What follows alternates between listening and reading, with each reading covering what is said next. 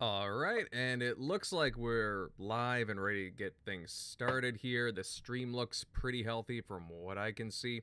What's going on, everyone, and welcome to yet another episode of the TXR Podcast. This is show number 214, your place on Sunday nights to just kick back and close off the week with Xbox talk and more from around the game industry.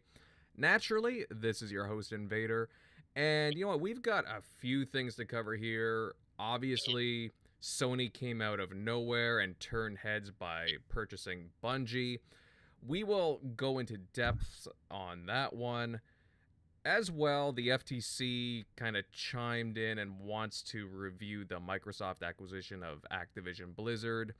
Will they play nice? Well, we will get into all this and a bit more from some other topics, but of course, let me introduce everybody on tonight's panel. And joining us tonight is our friend Crusader. Pal, how have you been?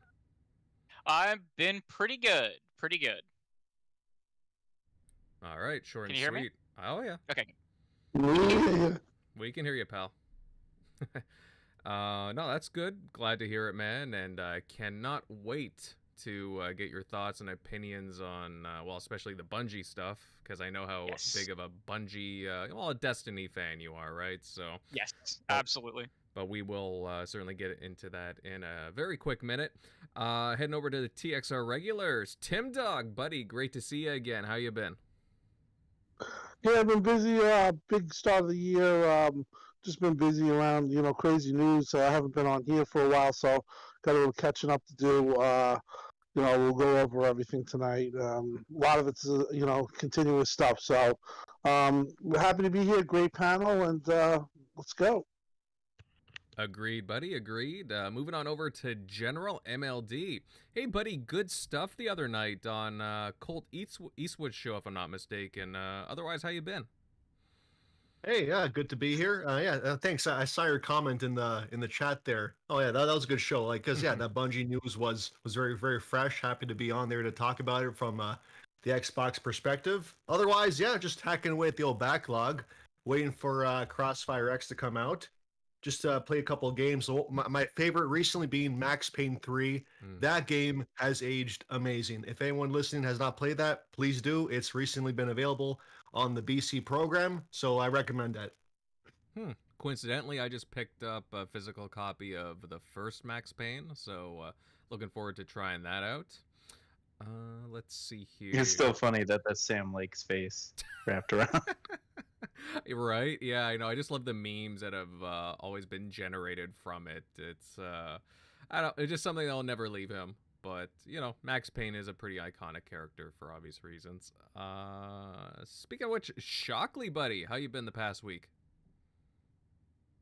Pretty good. Just been maxing out the rest of that Halo Samurai armor, so looks pretty cool. I've been trying to link my Rocket League account. That thing is a freaking nightmare to get working. But other than that, I was just trying to link all my Switch and Xbox with Rocket League. But yeah, this week was some big news. Hopefully, even I know a lot of people don't like the acquisition seasons, but it is entertaining. So nonetheless, but we'll get into it. Yeah. Well, it's interesting, the different reactions, with the different, console fan bases, I guess we'll say. But, I mean, there's been a variety of different big acquisitions. We'll get into that very, very shortly, though. Centurion Pal, to round out the panel, how's things at your end? Been playing very much this past week? I've been trying to get gaming in when I get time. I keep going back to Elder Scrolls Online, just kind of repetitively playing what I already know of the game that never ends. But I might be taking a break from that. My friend just picked me up a copy of Dying Light 2, and I just started playing that. So I might be putting down ESO for a little while just to play Dying Light 2. I don't believe that. You're obsessed with that, the game. That's a game you just really come and go from, honestly. But now they're yet again getting ready to drop another expansion here in June. So it's like every single year they expand the game and they give you a reason to just keep coming back. Yeah, well, no doubt. And yeah, there is a new expansion coming out soon, right? I remember something being advertised. Yeah, no, there's a new expansion coming out. I'm not too sure exactly how it expands the map. I know this is taking place on a different continent, but um I'm excited every time they expand the game. Every time the game expands, there's an influx of players and activity. So it's always good to see when your game gets, I guess best way to describe it is a breath of fresh air, something new. You keep coming back, and no offense, it's one of the reasons why I gave up on Destiny. You could still go back and play every expansion they've ever put out. Mm-hmm. Well, that's fair, whatever. I mean, we all have reasons to go back to different games. I mean, I still go back to the classic Halos and I try and play them at least once a year, or at least one game. So like Halo 2, for example. So, yeah, we all have reasons for playing certain games, obviously. Hey guys, again, everybody in the chat, thank you for popping in here. Always appreciated. And if you haven't done so already, share this out on social media. Get the word out that we are live, and sub to the channel if you haven't already, and drop a like. Again, it really helps out the channel and the videos. Okay, well, let's see. Let's get into the first topic of the night. And to nobody's surprise, we're going to start off by talking about Sony making a splash and buying Bungie, the creators of the iconic franchises of Halo and the more recent Destiny. I know that everybody on the panel wants to chime in on this one, but I'll start off with our buddy Crusader. Pal, what are your thoughts on this? Because Bungie, of course, are a very well-known, significant studio. How do you? What's your take on all this? So, at first it was confusion because over the past couple years, Bungie has stated that they want to be this independent multimedia force. But when the blog posts came out and the interviews, specifically the interviews with gamingindustry.biz, when they came out, it painted a picture that kind of this acquisition fits in exactly with what Bungie has said they're trying to do. Because they are going to get the full force of Sony Pictures behind them, which is huge. It's huge for what they want to do. Last year, they expanded their global publishing operations and added new members to their board, specifically members of their board to do who were experienced in like film and TV show creation. I believe the one person was a former Viacom executive. Right. If you don't know what Viacom is, massive multimedia company in the North American region. Mm-hmm. So I would certainly expect that one of the big things that's going to come out of this is going to be a Destiny TV show of some kind, probably an animated one. And I could not believe that Sony agreed to terms where Bungie is going to be basically a fully independent subsidiary, within them. Mm-hmm. It's crazy. If you guys have ever seen Virtual Legality with Richard Hogue, even he was just kind of blown away with the wording of what they've said. That essentially Bungie gets the executive last say all the time, and that's nuts. They've already committed that Destiny is going to be the same across all platforms, so we don't have to worry about like timed content like we used to have. And they've practically committed that every game is going to be multi-platform that's in development, which is one, maybe two games. We know they have the Project Matter, which seems to be a competitive FPS, as opposed to the more casual Destiny. And there was also hiring for a Diablo-like over-the-top game, at least a while back there seemed to be, so they might have a smaller game like that. That might be the project that they had going with NetEase. NetEase had invested a bunch of money a few years back. Mm-hmm. So, all in all, I'm actually quite happy with this, as weird as it seems, because it seems like everyone is getting a little bit more of what they need. Sony's getting live service support. They definitely need that. their single player games are great, but they are lacking in multiplayer, whether it be like competitive online or just even co-op. They are lacking it. And so having a studio that excels in multiplayer, even if they're not going to be leveraged for their first party, they can leverage them behind the scenes to kind of bring other teams up to speed. And then on Sony's part, funding, or I mean on Bungie's part, you get all the funding, you get all of the resources from the film studios and the animation studios, and at least for the next couple years, the employees are going to have pretty good bonuses. So,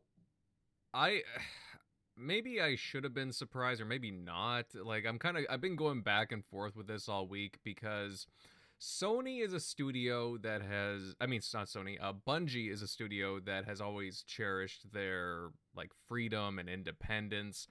I remember the reason why they broke off from Xbox, from Microsoft, was because they didn't want constraints. They wanted to be able just to do things on their own terms.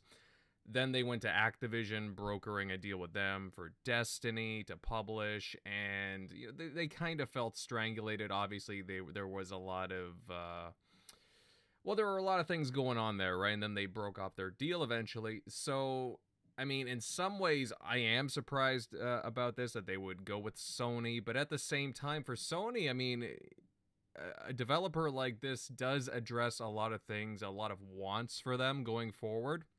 So I do understand the attractiveness of Bungie. You got Destiny, which is, well, one of the largest shooters on the planet. It is, again, it's got a huge player base. It is wildly popular, no doubt. And as some people have said in the chat, I mean, games as a service, they have a lot of talent there, a lot of expertise. So it makes a lot of sense that they would be acquired. Now, according to reports, the deal was for $3.6 billion, if I'm not mistaken. And again, more large numbers there. More large numbers there. Lots of $1 billion being thrown around here. I mean, do you think that they're worth $3.6 billion? It is really hard to say. So when you're looking at an acquisition, you're looking at not just what they're worth now, but what they will be worth in 2 to 3 years as well.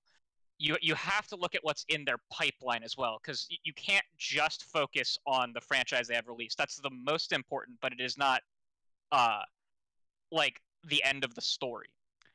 And I think they may have slightly overpaid. I do think that there was that video that went around, I think it was on Yahoo Business, of the one market analyst. I'm not sure where he got the Bungie brings in $200 million in revenue every year. I cannot find any. They've never reported it. Bungie is a private company, so we don't get reports as to how much they bring in. So I think he was undershooting as to how much revenue they bring in a year, to be honest with you. And he also had made a comment on value per employee, per developer, and that per developer, it seems like they have massively overpaid. But one thing that's very different between Bungie as a developer and a lot of other developers is they have this massive network of players. You don't see that exceptionally often in a lot of these acquisitions we have seen since when did Microsoft started in 2017 with the massive scale acquisitions? Yeah, they bought the like only 5 one or 6, yeah. Yeah, the only one that we've seen on this kind of scale is either Activision-Blizzard. That's really hard to quantify because there's $1.5 billion things under that umbrella, and probably Mojang back in 2014. And Mojang went for $2 billion back in the day, but they also don't have the same kind of live service in Minecraft as you see with Destiny, and you will most likely see with whatever Project Matter is.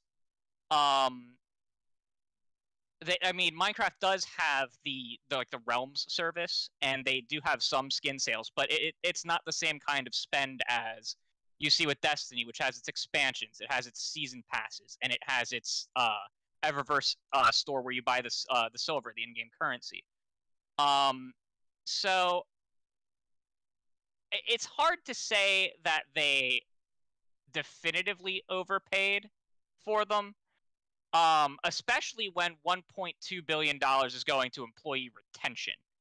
And that seems critical in that they really, really, really want the talent over anything else.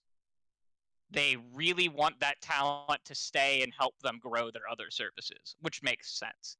So, long-term, as an investment into their overarching schema, I do think that they probably paid a justifiable amount to grow themselves. It may seem like a lot for one studio, but when there's a definitive goal that they have in mind, they are basically paying up every last little penny they can in order to ensure that not only do they get Bungie, but Bungie enhances their other studios.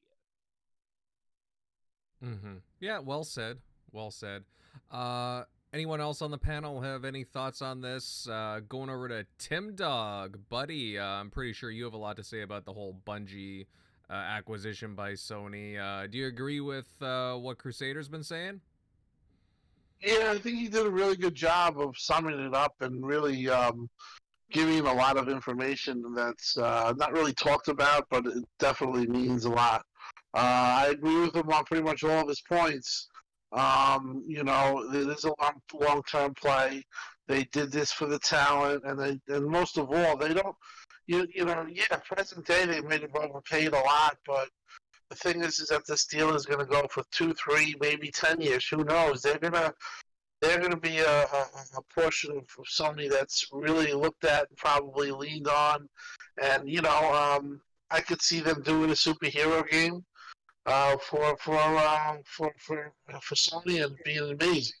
So there's their IP right now is Destiny, and I'm sure they're building a new one, and they'll probably build another one. But the talent that they have, which is about 1,000 developers, I heard, it's nice to add that to the overall studio portfolio. I listen. I think they did a good job here.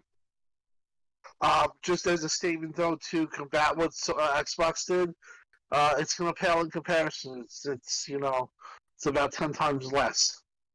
Whatever it is, it's a lot less, 64 billion less.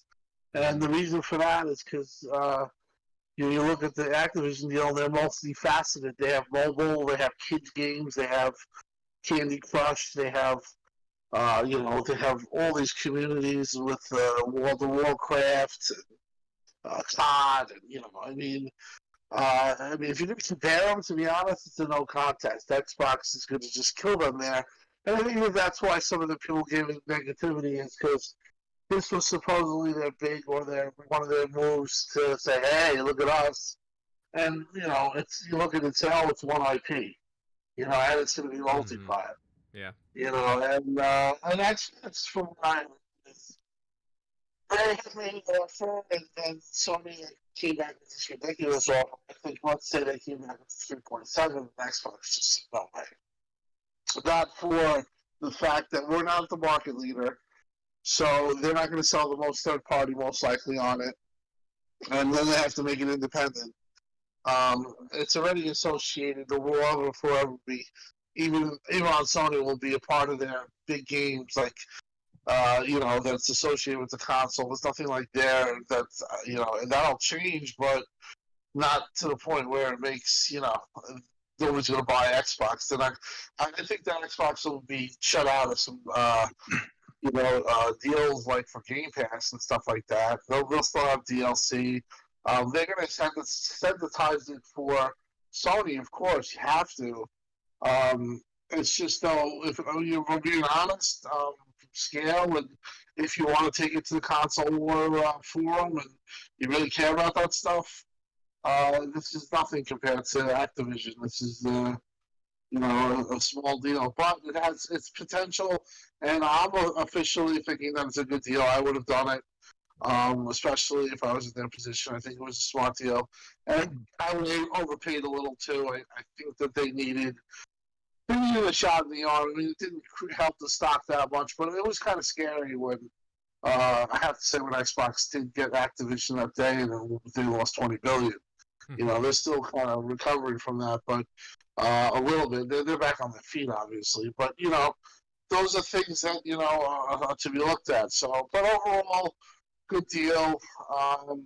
And we'll talk more on Activision stuff like that later on. But yeah, it's like I said, it's comparatively to Xbox, it's not that big of a deal, but it's a nice size deal. Mm-hmm. And Bungie. Yeah, it seemed... Yeah, go ahead, Sean. Right. No, yeah. If you were gonna make go ahead. Oh, I was just gonna say it was surprising until because in the past year or so you've seen them put was it Shadow? I think it was Shadowkeep or whatever their last big expansion was. All of the so Beyond Light was the last big one, but they brought every expansion to Game Pass, including Beyond Light, which came day and date. Yeah, that was the Beyond Light because that was dropping in their day one. So you're like, because people were seeing when that happened, they're doing that day one in Game Pass. Okay, maybe they're wanting to go that route and join Xbox again. People were thinking that they were in talks going that way. So it seems surprising when you first saw it, but then when you read why they did it, because now they're actually, they probably have clauses in there that hey, we're keeping our autonomy, we're keeping our independence. If you break that clause, okay, then the contract, either they have probably some way out of it. I'm sure they probably had them agree to their demands. So it works out for Bungie great, because then they're not they have they can hire, they can upgrade a lot of their expand their studio, hire even more people, and Sony's in wanting to invest and just grow them out, kind of like Microsoft's trying to hey, we got King, okay, cool, we'll grow that into a more of a mobile, or like they did with Mojang, let's just keep growing that, and not make it exclusive. So, but yeah, I mean, it works out. I mean, no one that's an Xbox only gamer should be upset about it, because they're already saying, even Jim Ryan is saying even rival consoles. And I was just like, oh wow. But yeah, I mean, if anything, I think it's great for gaming in general, because Bungie can do even more things, than hopefully get away from Destiny, but branch out a little bit, because I was a diehard Destiny player for the first Destiny, thousands of hours in that game, and then the second one, and then they kind of dropped the ball from that when the Destiny 2 first dropped, and they took away the RNG with the weapons and pissed a lot of people off. And with that season pass I bought, which was not worth the money, and they have really bad onboarding. So when you try to go back to Beyond Light as a veteran and haven't played for a while, you don't know what you're supposed to do, and then some of the legacy content, you're like, oh, okay, maybe I should catch up with this. Oh no, that shit's disappearing. So it's paid content probably shouldn't really disappear, but that's, from inside the community, that's actually one hope with the acquisition, is that the content vaulting will slow to a crawl or even disappear. Okay. Yeah, that's been my biggest issue. Is I was like, oh cool, I'm gonna get back into it finally with Beyond Light, and then when it dropped into Game Pass, and I'm just like, I don't even know what I'm supposed to do. I felt like I needed to go on YouTube to watch a video. Hey, how do I get back into this? If I played the first raid on Destiny 2, but I have not been on since, I'm lost. I was just trying to figure out, even with the quest, how I was supposed to come, what am I supposed to actually be doing? And it was just, I don't know, I was at a loss on there. So I think this is going to really help that, because they have more resources to actually, tackle some of those things. So, and then the movie side, that should be pretty cool. We're getting Halo, the show. Hopefully that's not, hopefully it's around Master Chief and not around that random protagonist, like rumors are saying. But yeah, that'll be cool to see. Because the lore, there is a ton of lore in there, just like there is with Halo. So it'd be cool to actually have that expanded on when it's not so much in the game. So I just hate the whole separate timeline stuff. I don't know, but that's just me. but we'll have to Yeah. wait and see, like, what actually gets shown. Yeah. So I'll hold my reservations until then. But I was just gonna touch on Shock about what you're talking about, the multimedia aspect for Bungie, because that's that was a big deal for them. Wanting to have more presence for expanding their operations for like what Sony can offer on like either animation or movie and so on. They have a lot of strengths there, so it would be very attractive for them, and I can totally understand that from their perspective. MLD pal, I know, like, this is I mean, this, even if we had suspicions about Bungie and Sony, they still have such a strong tie to Xbox, to Halo. I mean, again, they were the ones that really kicked off the original Xbox and made it successful. What do you think about this deal, Sony acquiring them? A lot of people try to make it seem like a big deal online. I personally don't really care because, in the sense you were saying, because the Bungie of today is not the Bungie that made Halo 1 to 3. So it doesn't really register the same to me anymore. I mean, Bungie has left Xbox over a decade ago, so we had 10 plus years to make peace with this. So it doesn't really factor, at least to me anyway. But overall, though, it means a lot. It means a lot of good things, I think. For one, for Xbox gamers, they're not exclusive. They're going to remain multi-plat. It's weird. It's like the Sony spent $3.6 billion and it feels like nothing really changed.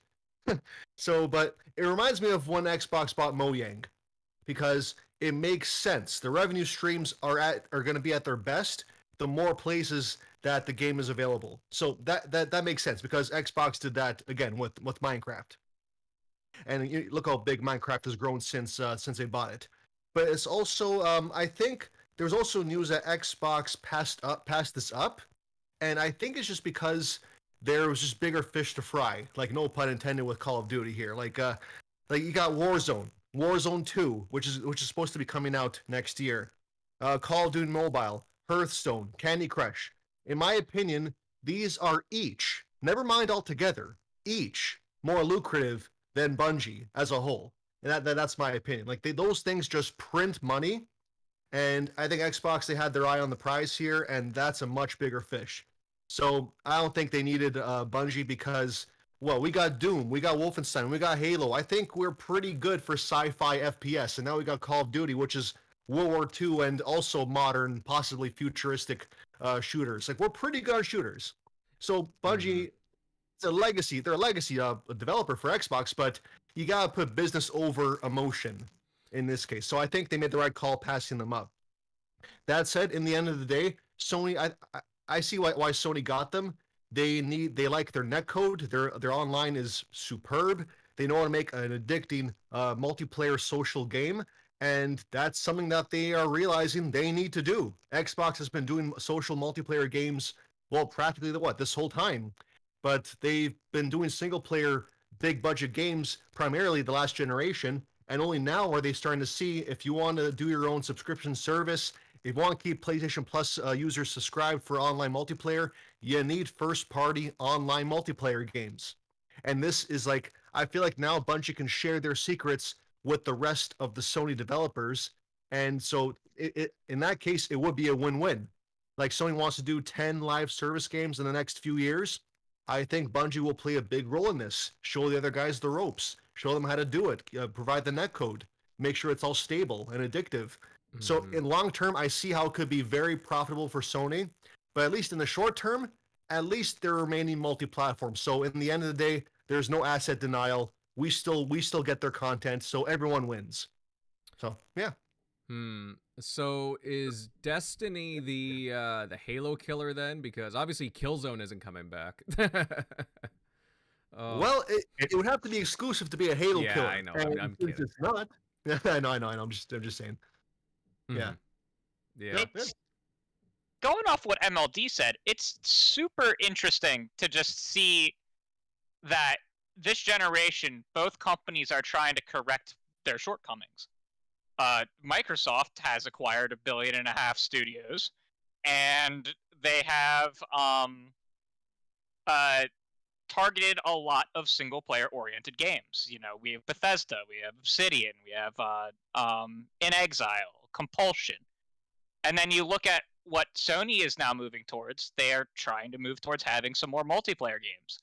They acquired Bungie to get for the talent. They're partnering with Deviation and Haven, both of which are supposed to be making something multiplayer. And they claim that they have at least 8 more than that coming. 8 more live service games they want to launch, and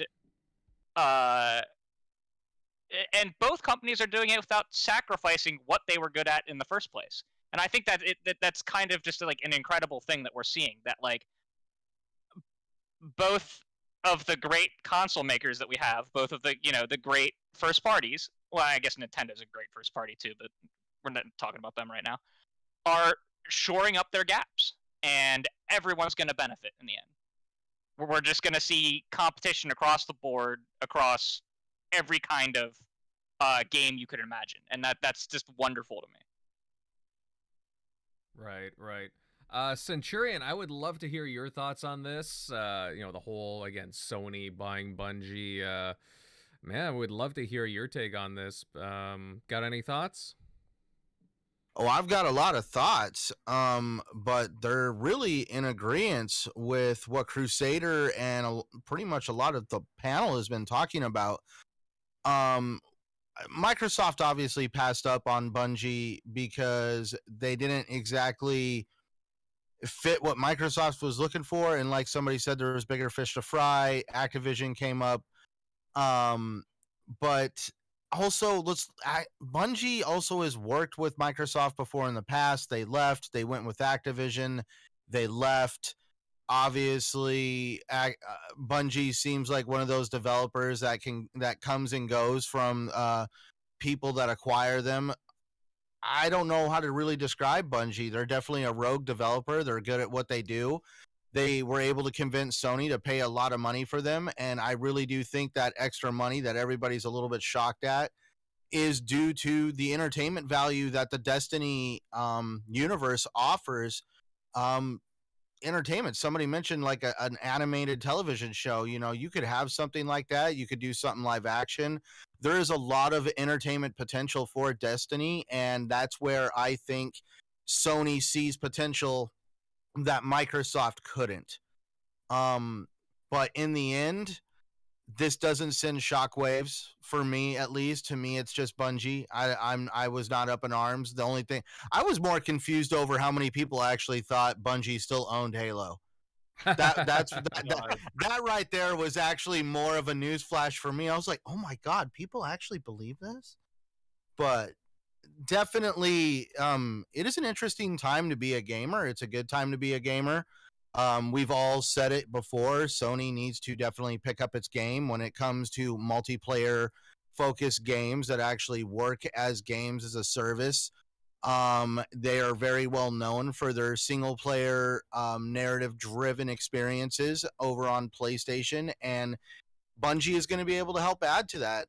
As everybody mentioned, definitely Bungie is going to be helping these studios craft some really, really good different kinds of games over on the PlayStation side.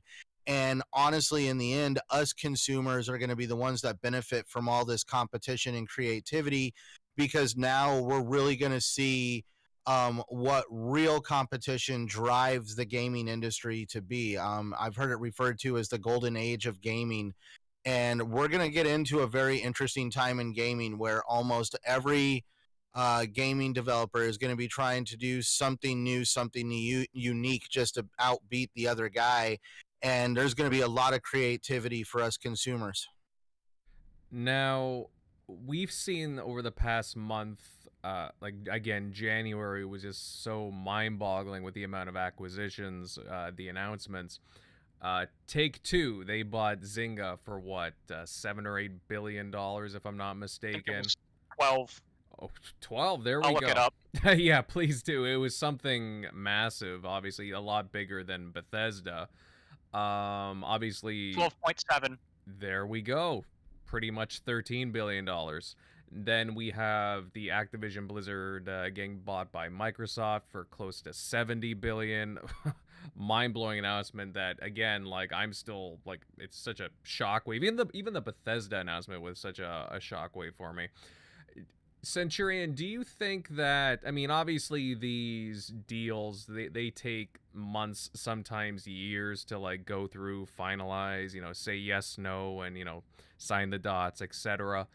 Do you think that when Microsoft announced that they bought Activision Blizzard, that accelerated Sony to be like, okay, hey, here's like $1 billion more? Do you think that helped them be like, okay, we gotta nail down Bungie and do something? I'm pretty sure they were already in talks with Bungie. This wasn't just, the announcement was made and Jim Ryan reached into his pocket and called up Bungie and said, hey, would you like me to buy you?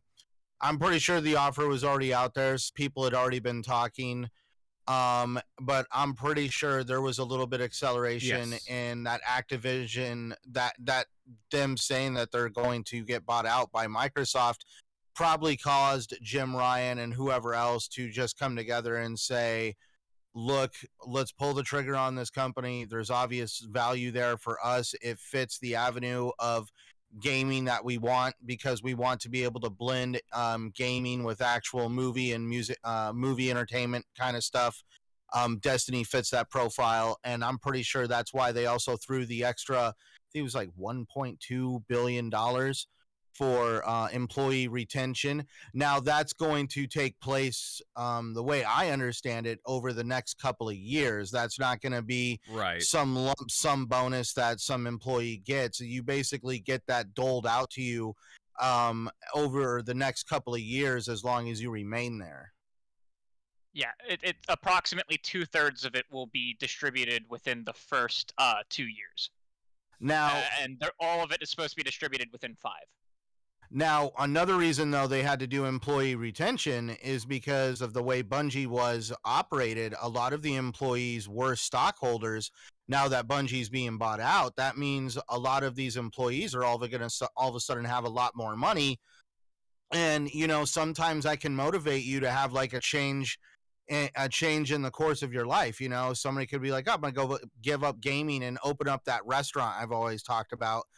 That's another reason why they wanted to have some employee retention there, because they wanted employees to be like, hey, you're going to have some money, but you can make even more money if you stay.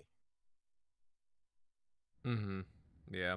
I mean, I still am very intrigued about this buyout, but at the same time, it does make sense. Sony's loved the Destiny IP ever since it first got announced. Obviously, they had a whole bunch of marketing rights to it from the get-go. And yeah, I mean, they were working closely with them and Activision for a long time. So again, there's some stuff that doesn't surprise me. If I could put on my tinfoil hat for you, if you want my real answer, Jim Ryan heard they were going to buy Activision, so he hurried up and grabbed a hold of the guy at Bungie, and they did a FaceTime with Phil Spencer, just to basically like, no, Call of Duty needs to stay multiplat. I have Destiny now. Right. Bad joke. Right. No, bad joke. I think it's funny because it's Phil Spencer's favorite game. He always talks about Destiny, so he's just like, I'm just going to get Phil Spencer's favorite game. I'm going to have leverage. Well, the funny thing too now is that they announced, like, because there's been a lot of different follow-up reports, and I believe it was Jim Ryan that said, a day or two after, that they're not done with their acquisitions yet. I personally, I don't think that they're gonna make like much larger acquisitions, but there's definitely gonna be some more studios being bought down the line, guys. So I believe they have $12 billion set aside for M&A over the next 2 years budgeted. They don't have all of that money on hand right now. Like, they're not going to make a $12 billion purchase. That's for the next several years. And that's for the entirety of Sony Corp, right? That's not just the PlayStation division. All right, that's the Sony Pictures, Sony, whatever, the TVs. Yeah. So, but, realistically, they probably will buy a few more independent developers. maybe even a small publishing unit. Mm-hmm. Yeah, we were talking about it with Colt earlier in the week. You referred to it as jabbing. Jabbing. Interesting term. I have to look that up. But yeah, I just like well, the thing is, Xbox, Microsoft, they had to go out and buy all these studios and publishers because again, they had to address the situation more. And a lot of that's listening to the fans about, hey, we want to see these different a more variety of IP come, and they had to grab the studios. Sony, on the other hand, they already had the studios, like a large number of studios. They also had have a large number of IP. They don't need to address it as much, and that's a credit to them. But at the same time, over the past couple of years, they've been buying studios. Insomniac, Fire Sprite. There's a couple of others that aren't on top of my head. Blue Point, and so on. So again, they'll probably be making more of like those kinds of studio-sized acquisitions. Some of them have been pretty good. So, like, Insomniac is a very good studio to have in your stable. So, kudos to them on that. Guys, do you have any more comments, any more chime-ins before we move on to another topic? Because, like, Bungie, I mean, it is a bit of a surprise, but, in the long run, I mean, $3.6 billion, it's a lot of money. There's one IP in there, but you get a heck of a lot of talent. Anybody else want to add to this before we move on? Yes, no? All right. I'll just cut it there, guys. But definitely let us know in the comment section, guys, in the chat, what you guys think about the Sony buyout of Bungie, because, again, it is a pretty big deal for the gaming industry. And kind of funny and ironic that they buy it, a former staple Xbox studio. Just kind of funny. Okay, guys, why don't we move on and let's talk about the Federal Trade Commission and how they will be going over the Microsoft acquisition of Activision-Blizzard, because of the size of this, the magnitude of the buyout, it's going to need to go through the legal process with a fine comb. And, again, when you're talking about close to $80 billion, you have to do the legal checks and balances, I guess, but it takes time. Centurion, pal, I'll go over to you first. What do you think of the FTC stepping in here? Like, do you believe there's any cause for concern for Microsoft for this going through?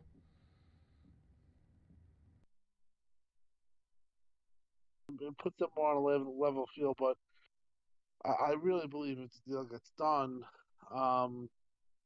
they're going to be well versed for the metaverse. And why I say that is because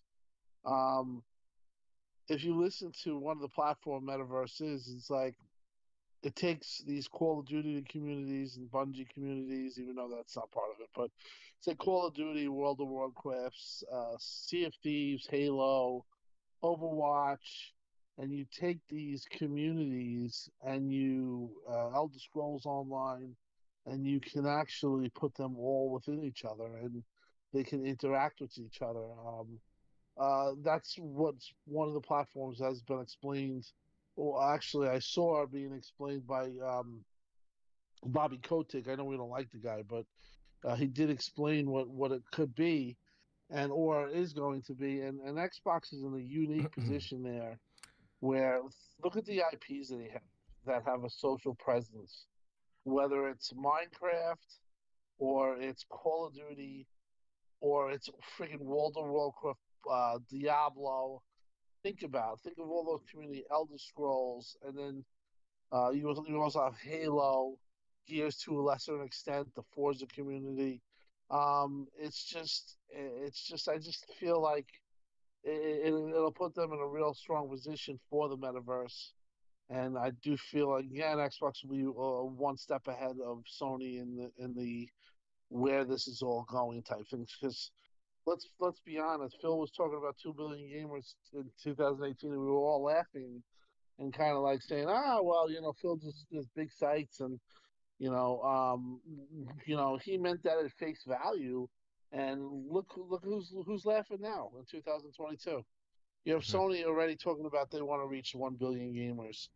So this is all drastically gonna, I think, ramp up. I just feel like again, if Xbox can get the deal, they're just uniquely positioned to really jump out ahead. And I do believe they will be number one in time, but uh, it took a lot to get there.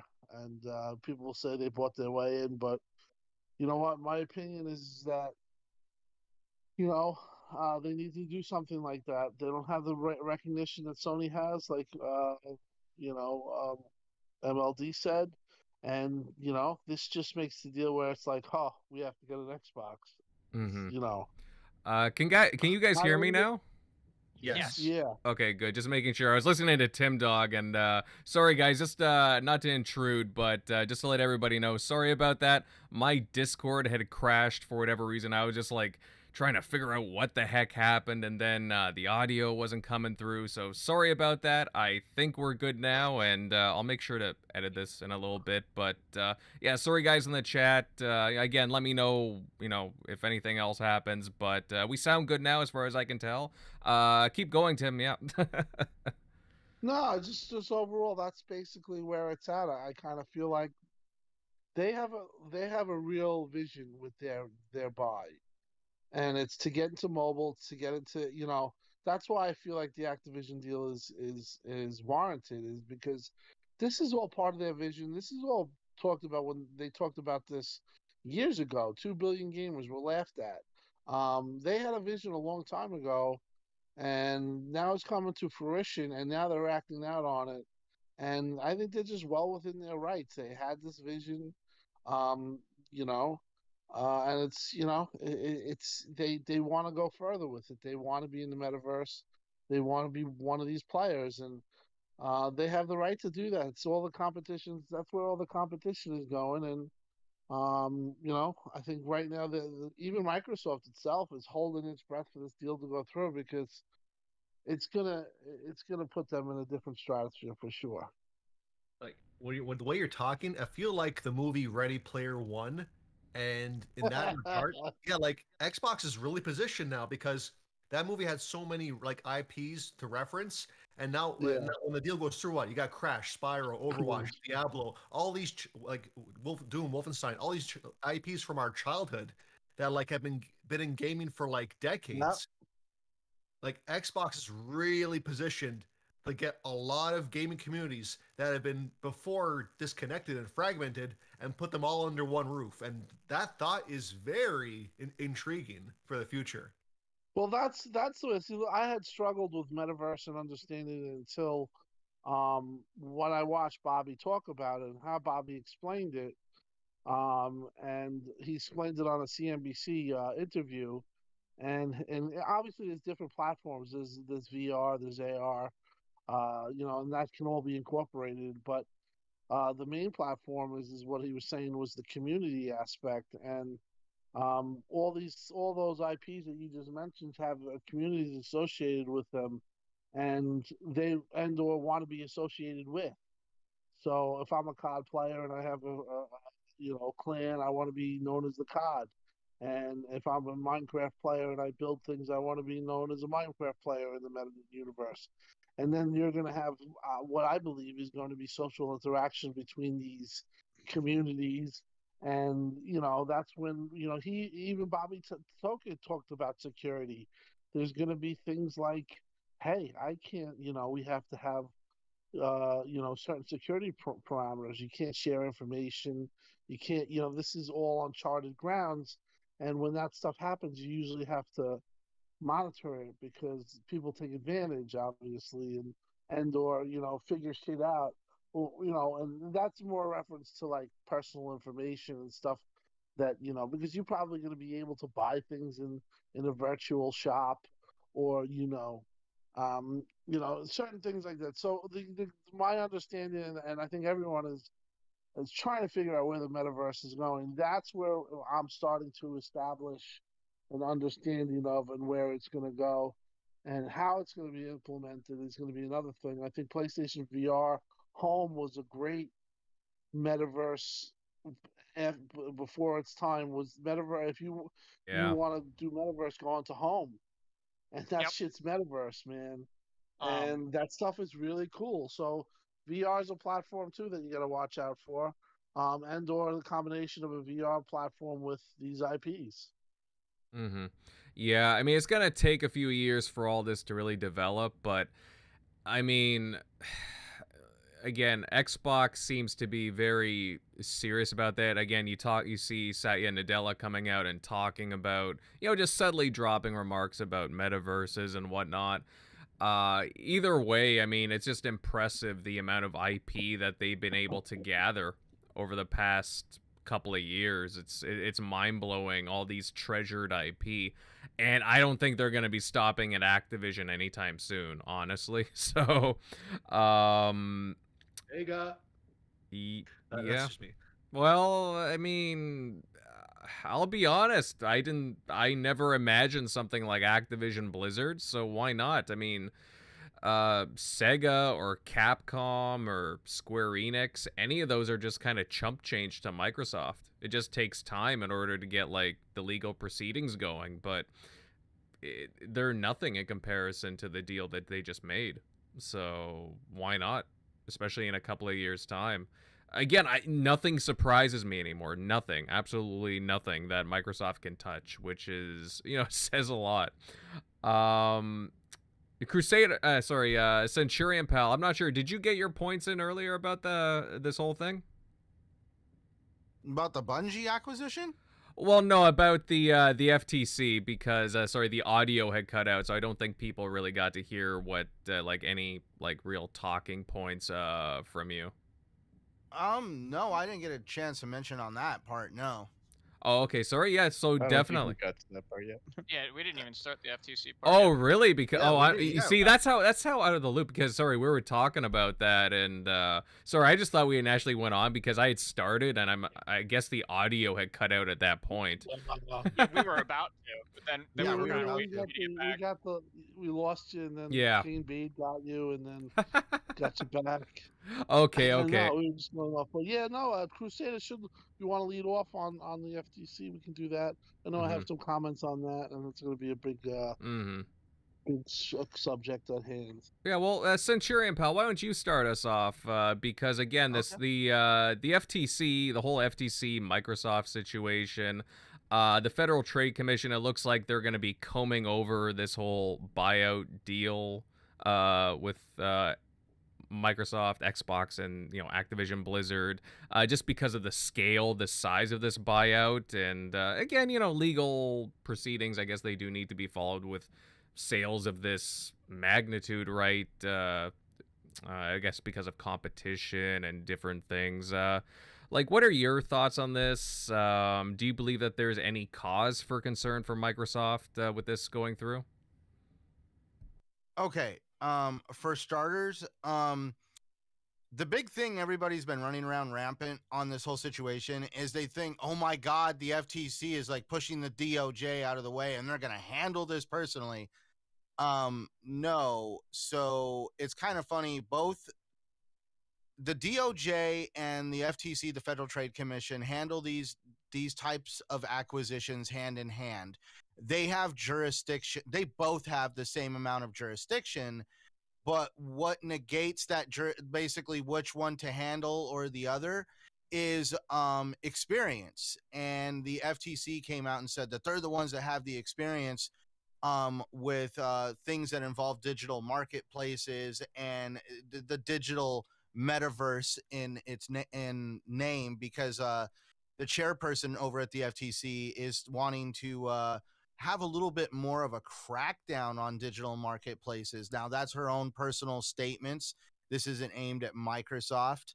I got her name right here. I'm bad with names. Everybody knows that. Lena Khan. That's right. The FTC chairperson, Lena Khan. She has come out and said that basically, quoting in a interview stating that they would not back down in the face of intimidation from better resourced opponents. So she has definitely taken on groups like Amazon and Facebook, and she sings a little bit of a different attitude than the FTC chairperson that was in charge during the last administration under the Bethesda deal. This is going to be a very interesting time. No, the FTC did not come out of nowhere with this. This was all actually, in my opinion, to be expected, that the FTC was going to be the one that handled this because it was going to go straight across her desk. Now, the only reason why I say Microsoft should be concerned at all is because that, again, we're under a different administration with a different plan, with a different goal, especially when it comes to digital marketplaces.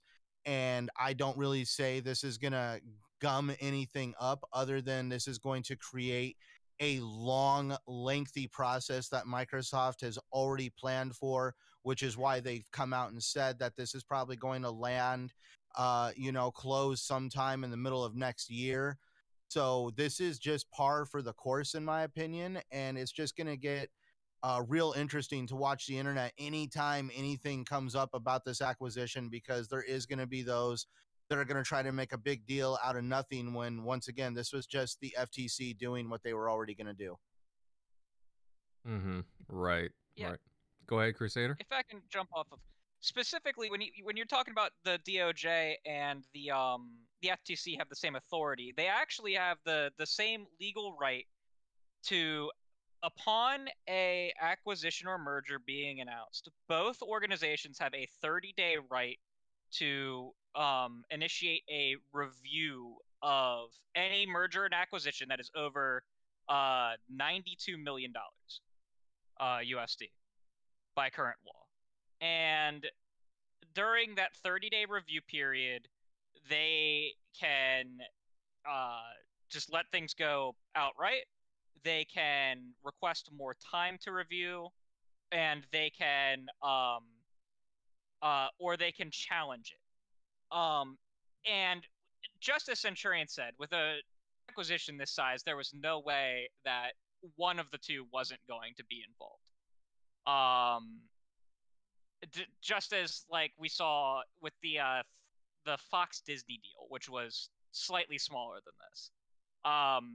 There was no way that someone wasn't going to get involved. That being said, it's simply because of size. The size of the company buying and the size of the company being bought. I don't foresee much of any issue. The only place they might be challenged is in their the cloud area. And I know Tim will talk about this himself later. That's the only area that they might see a true challenge, because it is the area with which they could claim that they have the largest standing in, and they could have a super majority standing in terms of population size and developer size in that area. But I don't think that will be enough to convince any judge that this would that would be presiding over anything, even if the FTC was to bring something. It's not enough. Right. And I don't know if you guys have seen Satya Nadella's statements, but he sounds pretty confident it'll go through.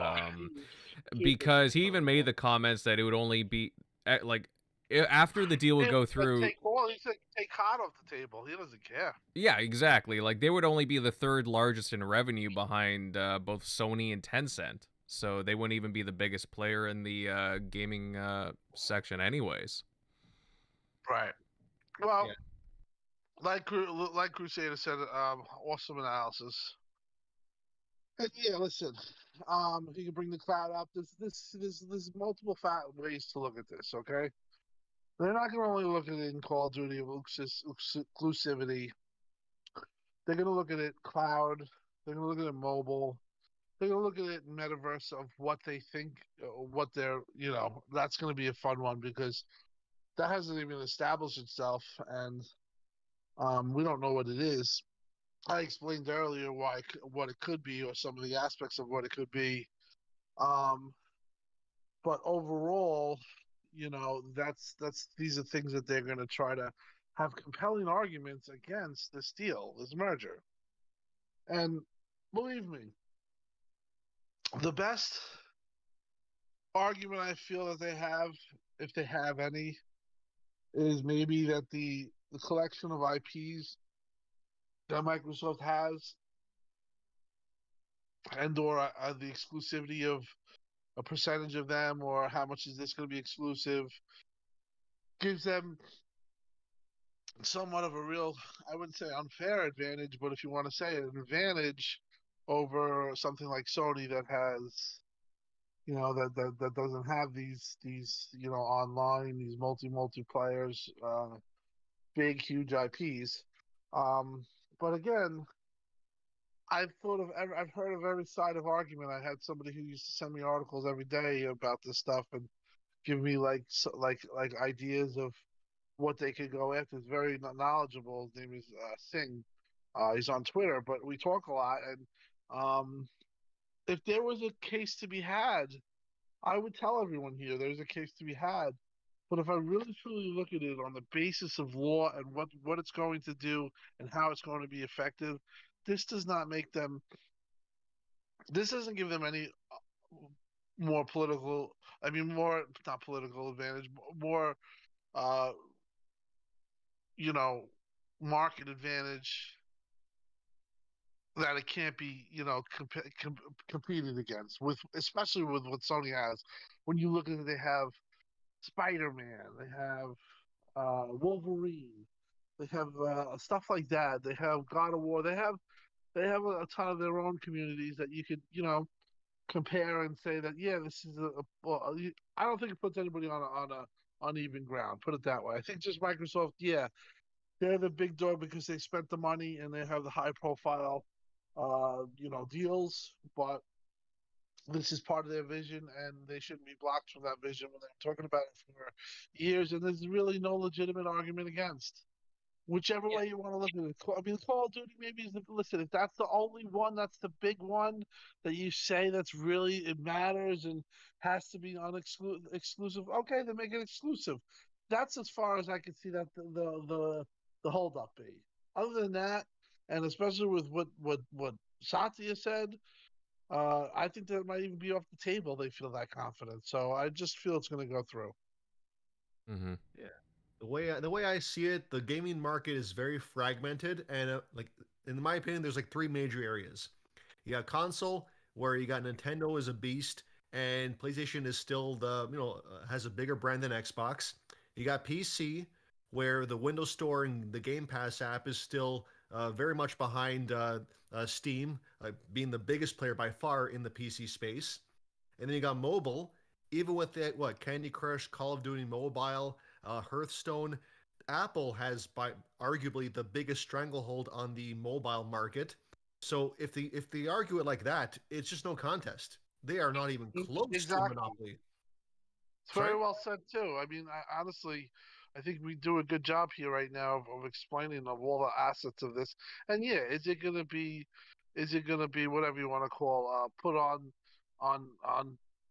politicized or whatever by Sony fanboys? They're gonna definitely be pushing that this deal. They don't want the deal to happen. They don't want. They want to forever say Xbox is in last place, and that was their saving grace from all the narratives that they pushed, and it was still Xbox is in last place. Now, when you can't say that, that's it is what it is. But there are people that don't want Xbox to do this deal, but it's more for personal reasons.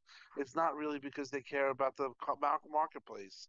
The marketplace problems that they're saying, like the one guy, this one idiot, Adam Conover, is talking about how Xbox they're going to make Game Pass so good and so cheap that everyone will just have no choice to get it because you basically get games for free.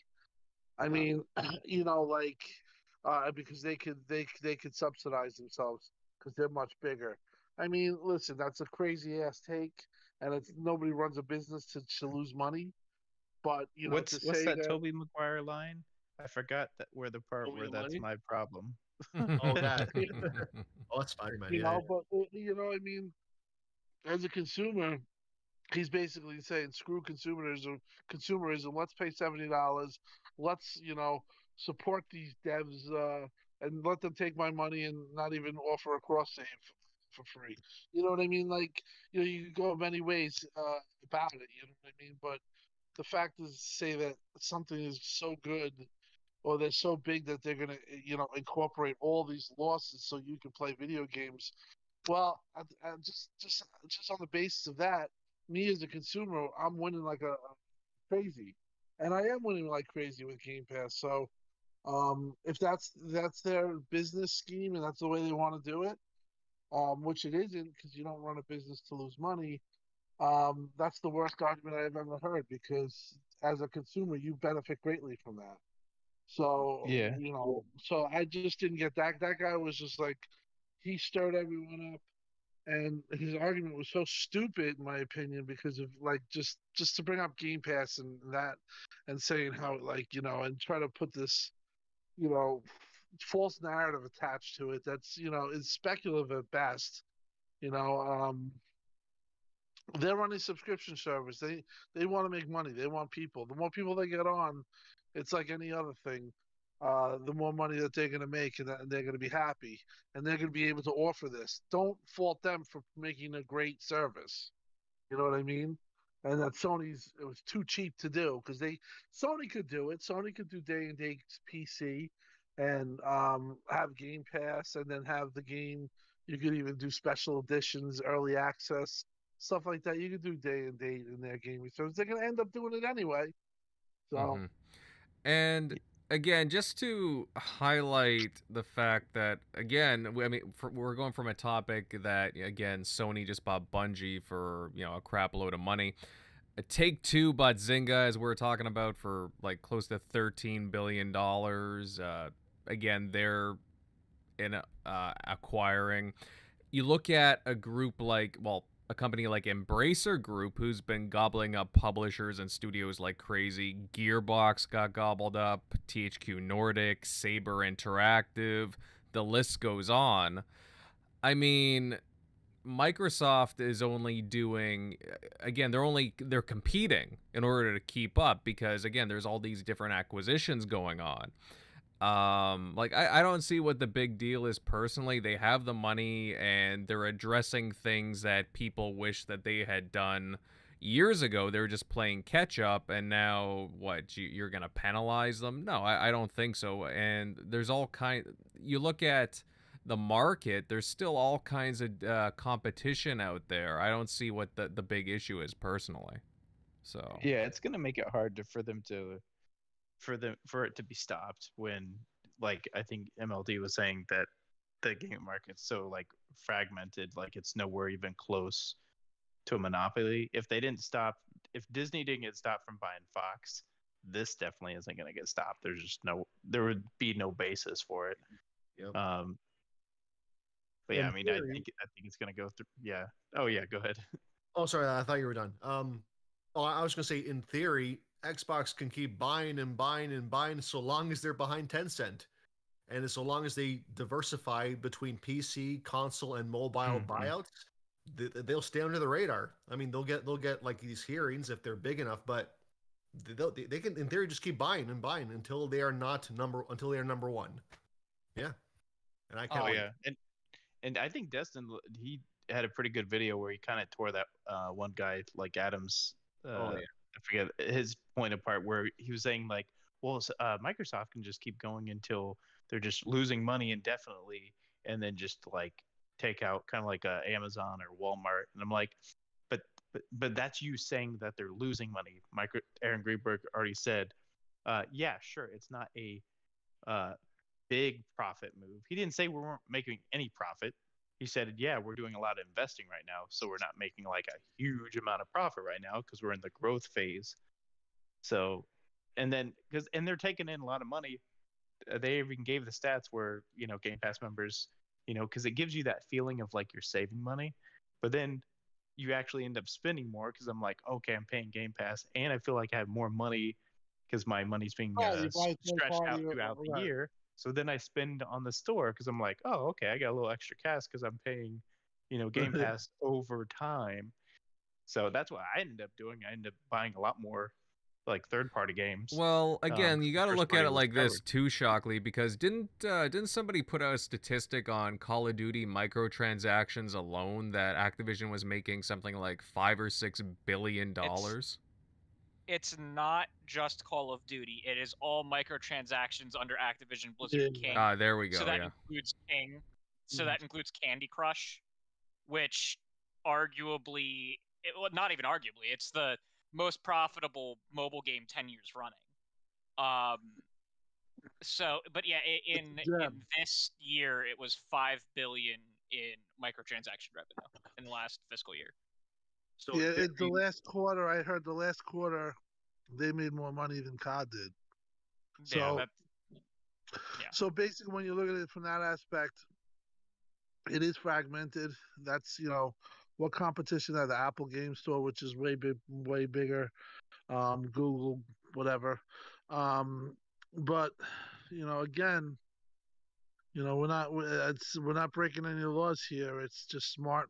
It's a smart investment. It's a smart investment that's going to make money from multiple faceted ways, and none of it's going to present a monopoly or anti-competitive playfield. The only thing that they may get dinged for, and we've touched on this, but we haven't actually directly said it, is one part of antitrust is not just monopoly, but it's using your power to directly damage another company, even if you aren't the majority company. And because Call of Duty this year was both first and third on the PlayStation Store in terms of sales, Vanguard was first and Cold War was third in terms of revenue. If they were to say that they were taking it off of PlayStation, it could be deemed as malicious and damaging. They can literally get out of that immediately just by saying that they were going to keep it multi-plat. Which, if that was a plan, they could get out of it scot-free in an instant and say that it was why never you say what intended. Phil said. We have a desire to keep it there. Yeah. Until the deal's done, you're going to hear any other language. I think it was multiplat. I think it's multiplat based on Phil's comments. Yeah, and same. But I do feel though Satya came in and basically said we're not going to ask for anything because we don't feel like it's justified. I think you'll see.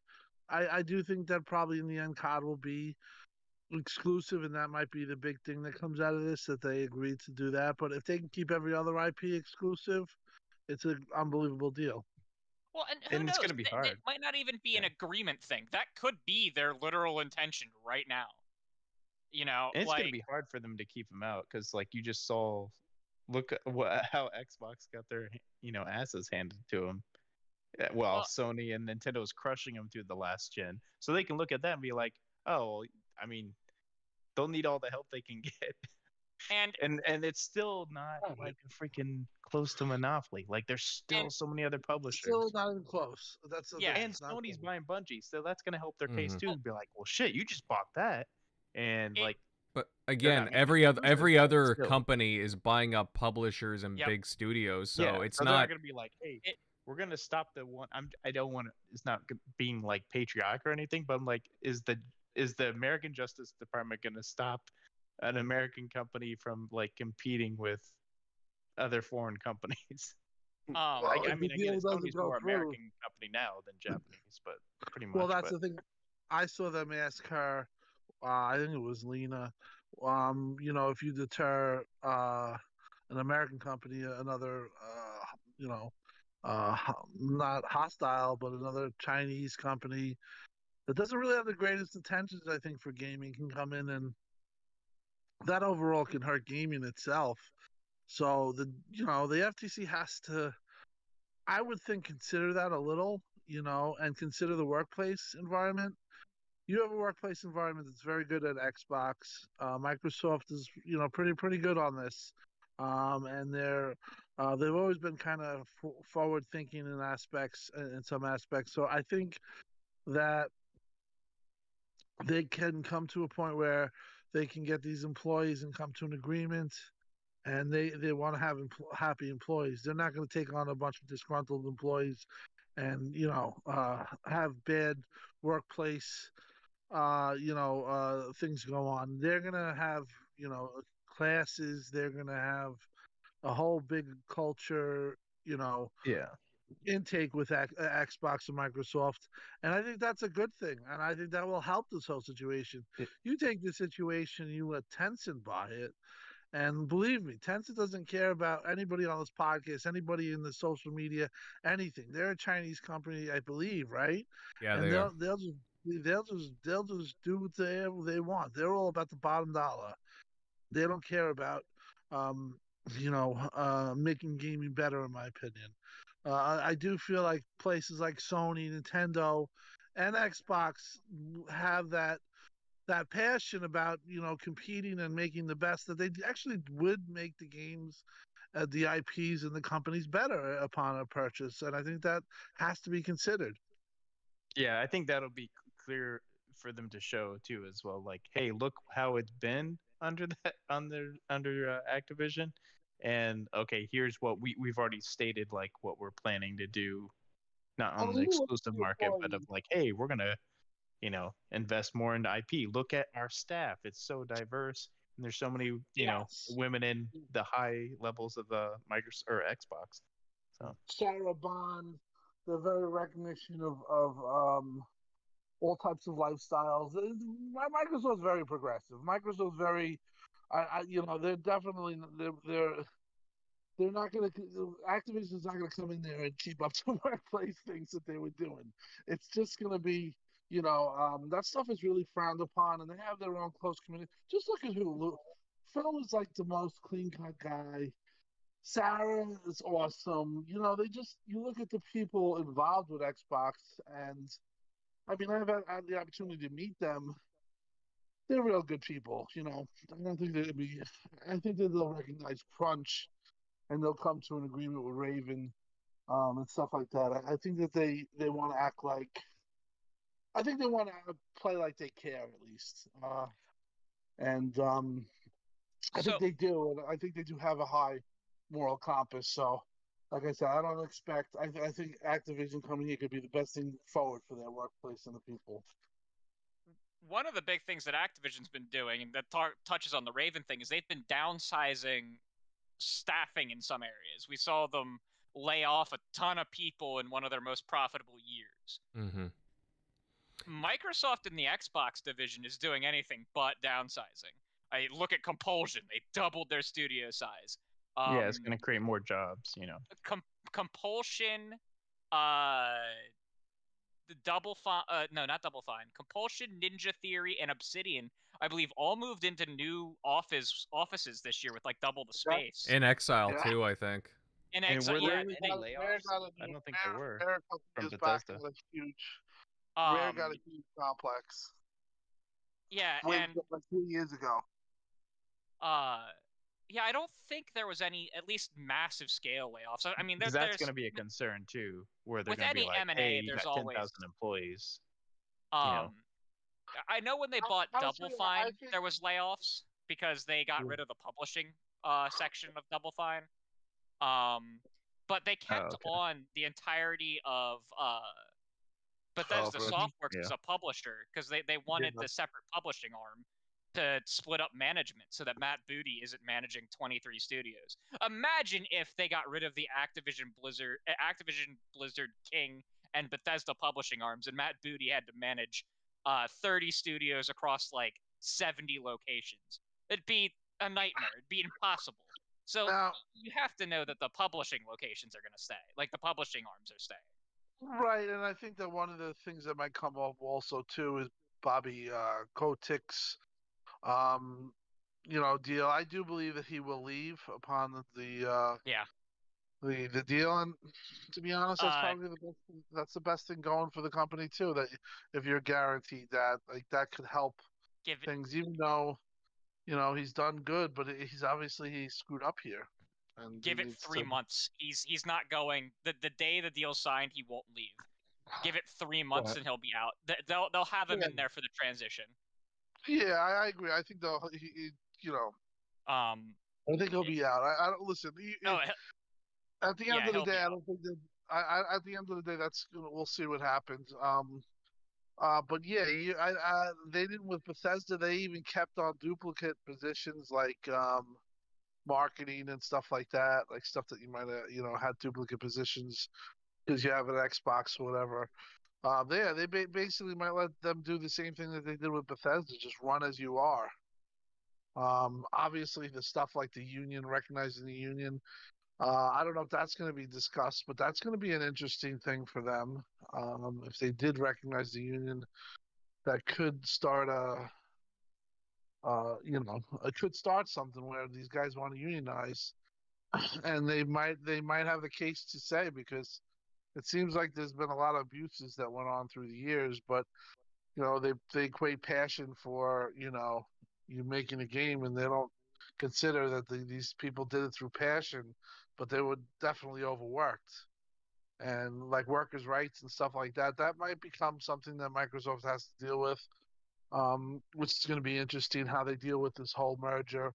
Uh, not necessarily that, like, that's going to be a bit of a headache for them, but again, they just got to get the deal done, and I think that they'll fix all that stuff, and then we'll get to the fun stuff. What are they making? And I think that they'd be making games different than what Activision is, and I think it's better for the gamer, because Activision is all about the bottom line, where Xbox can say, "Hey, let's make a Guitar Hero 2 for Game Pass, and we'll do the R&D we'll have a Yeah. hardware team do a guitar and a piano, and this will be a preferable deal or whatever."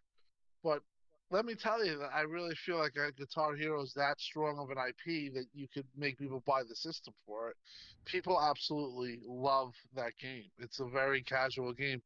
I don't like it because I suck at it, but I'm not naive to notice or remember how big it was. I don't know if you guys remember. It was Yes. huge. Oh yeah. Oh, we played it the whole way through college. Late at Exactly. night, we'd be playing and having a good time.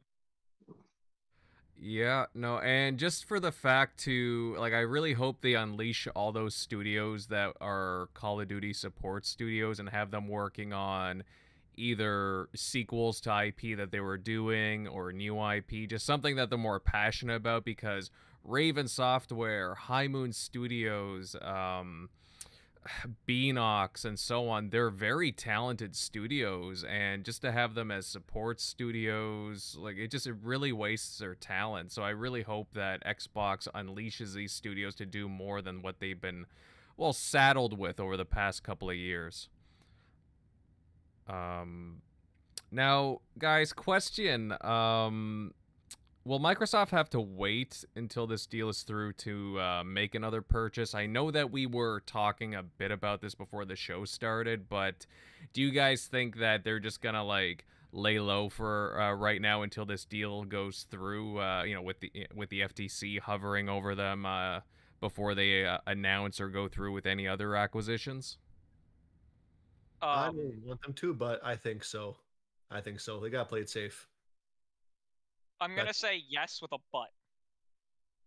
All they're right. gonna wait. The but is if it's less than $92 million and they do not have to report it. It does not have to go through the FTC, and they don't have to report it in that way. Like a smaller scale, something. Maybe just like a technology company or something like that. Like like a small, like, we make like Sports this video. kind of plug-in for like an engine or something like that. Um, you, It you could know, be like an like a, indie developer yeah, too, like a a small small indie indie. company. Anything that is below that number, they could do without question.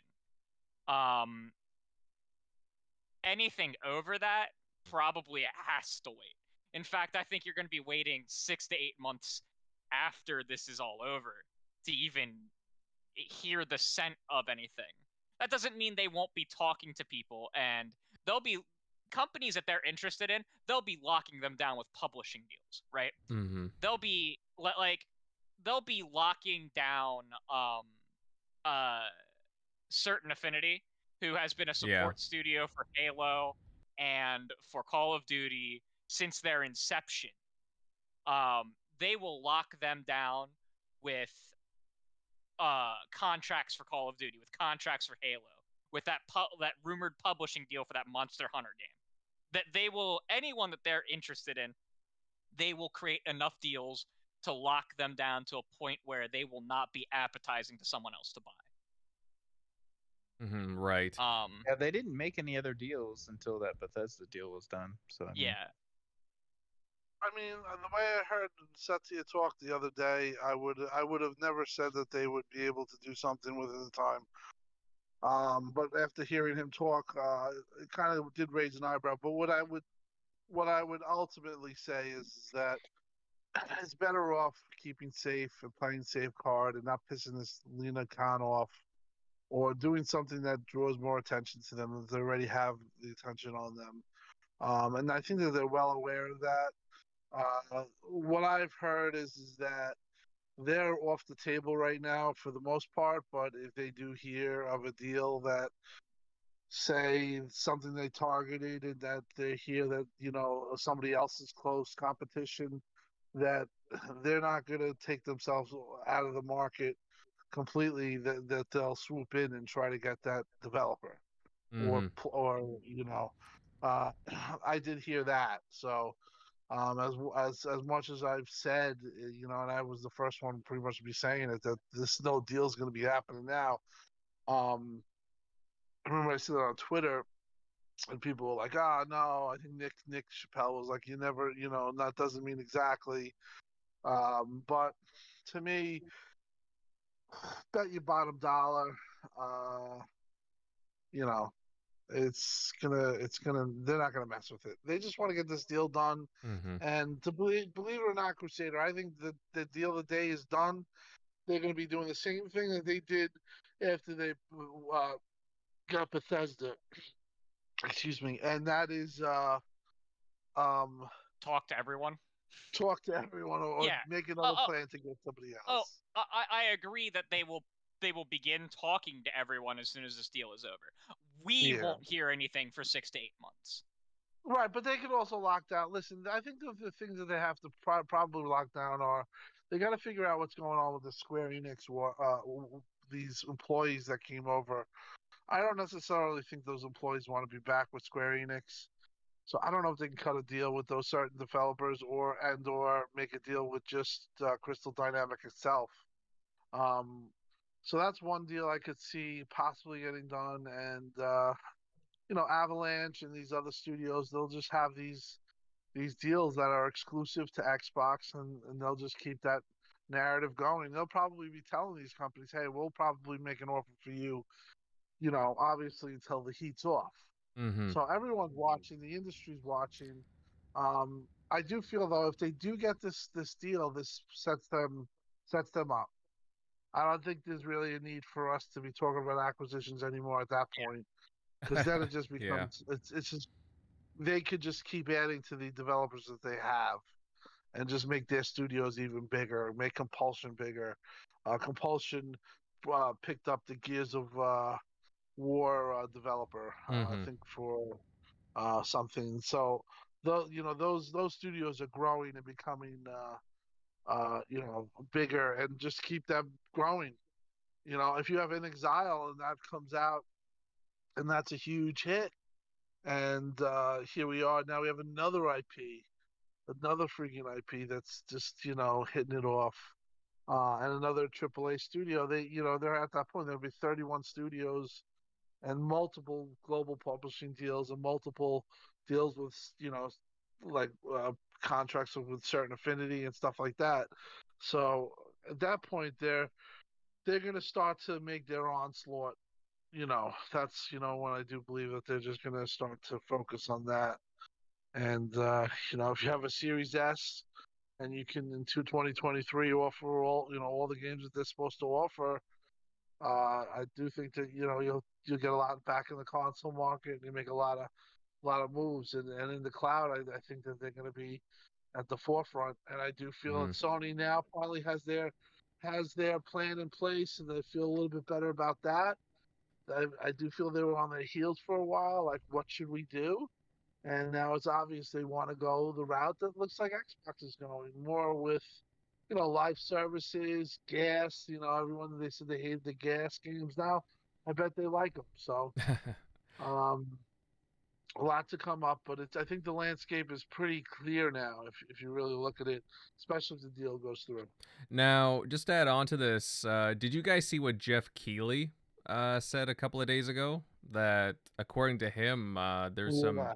big acquisitions on the way. Like he said, big deals are in the final stages of negotiations. Now, I don't necessarily think that that's with Xbox because obviously this is going through. I think we're all, for the most part, in agreement that, they're just going to keep quiet. But, it does make me very curious as to, what's going on behind the scenes. That guy from Kind of Funny, Imran Khan, I think it was his name. I remember him saying, I think last year, he was saying, when we found out Final Fantasy 16 was going to be like a time exclusive, he's like, there's going to be a lot more deals like this that Sony has tied up that haven't been announced. So if people are upset about this, just wait. So they probably have some other time deals. They've been trying to lock up everything. So I remember he had a smile on his face, and I felt like he was being like, kind of like congratulatory or like watch out. But what's funny is I feel like the shoe fell for him, and now he's crying monopoly. Oh yeah. Yeah. Just think about all the games they were trying to get. They already got Deathloop, Ghostwire Tokyo. They're probably trying to get Starfield. Anything from Square, Final Fantasy, Forspoken, the new Star Wars Knights of the Old Republic remake, all timed exclusive. So they probably got a whole bunch more. I don't feel no one's crying tears that Microsoft is just doing it a different way and going even harder. So I wouldn't be shocked to hear one of the major Japanese companies merging with another one. That's very common. We saw it with like Square and Enix back in the day. That is now Square Enix. I wouldn't be shocked to hear that someone like Sega merged with Capcom. That wouldn't shock me. We talk about like the first parties buying up things, but I wouldn't be shocked to hear that a publisher merges with another one and you have like Sega Capcom. Especially since Sega just dropped their they sold off the rest of their arcade. Yeah, their arcade. It would not shock me to hear that like they are planning to merge with a Capcom or a Konami, and like that they will assume the game development for Konami. Like that wouldn't shock me either. Like if they merged, and that's what happened.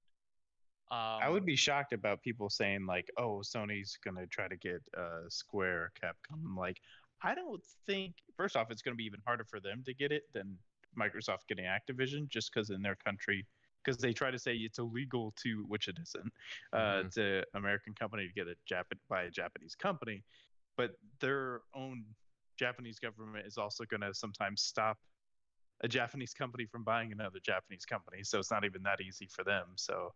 But for one, Microsoft's going to try to step in there and I'm sure block that from happening. And here's the thing with companies that are big enough with shareholders. Guess what? The shareholders want the highest bidder. So if a company's looking to sell, they're going to try to sell for the highest money. The people that are, the executives in the company, they're going to get big, payouts when they sell. They're not going to be like, yeah, we fit better with Sony, so we're going to sell to you at a much lower price. That's not how that's going to work. But it works for Insomniac because they were in a much smaller company. I don't even think they were like a public traded company, obviously. So whereas Bethesda and Activision wanted that money. Yeah, Bethesda was also a privately held company. They were one of the largest privately held. They owned IP. But they were looking for that money too. So yeah, they own Insomniac. People always say like, how did Insomniac go for so little? Insomniac owned one IP. Mm-hmm. Well, like one notable IP. They owned a bunch of VR IPs, but they really only owned Sunset Overdrive. Yeah, I don't think they owned anything else because I think Sony owned all their IPs. Yes, Sony is well known for when they form a publishing deal with a company, they always try to retain ownership of the intellectual property. That's why they own Demon's Souls. They own they own the IP for Bloodborne. And that's part of the problem with why we haven't seen like a Bloodborne update, because they own the IP, but From Software owns dedicated proprietary engine that it's built on, so they can't just update it themselves because it's not their technology. That's why Demon Souls had to be remade from the ground up in the same light, because it was also made with that same proprietary technology. Well, at this point, they can make a Bloodborne and everyone would buy it again. The same game, Yeah. you know. Um, It's crazy that it doesn't have 60 frames per second, but that's actually a sound answer. I didn't know that. it doesn't, because they would have to recontract From Software to do it, or they would have to remake the game from the ground up, which is honestly likely to happen now that they own Bluepoint. Bluepoint will be making their own thing, but I would not be shocked to hear Bluepoint rolling up another team inside the studio with Sony's money, because Sony has enough money to roll up another team inside of that existing if they make Bloodpoint, if they make a remake of Bloodborne, the way that game like transcends, they can make it look unbelievable and be unbelievable popular. Yeah, I would be jumping at the door, celebrating with all my friends. You know, that'd be fantastic if they did that. Right, or they do a Bloodborne too. I mean, listen, they have Sony has a lot of good IPs too. You know, they're very strong too. You know, you look. We talk about Xboxes, but you look. They have a very nice amount of good IPs. It's healthy competition at this point. And Sony's going to be spending a lot of money, I think, on developers and making a lot of games, because Xbox is going to be pushing out a lot. You know, which is, again, it's better for you and I. Now you and I will get more games from Sony and Xbox, because they're having a crazy competition, you know, between each other. So I think in that aspect, it's good for the industry. I don't think this consolidation talk is the end of the world. It just matters how and who buys it. I think the good guys here at Nintendo, Sony, and Microsoft, and maybe, I don't know about Embracer. The bad guys seem to be Embracer, Discord, Tencent, stuff like that. I wouldn't be too afraid of Embracer. I'm gonna straight up say that. Embracer was formerly THQ AB.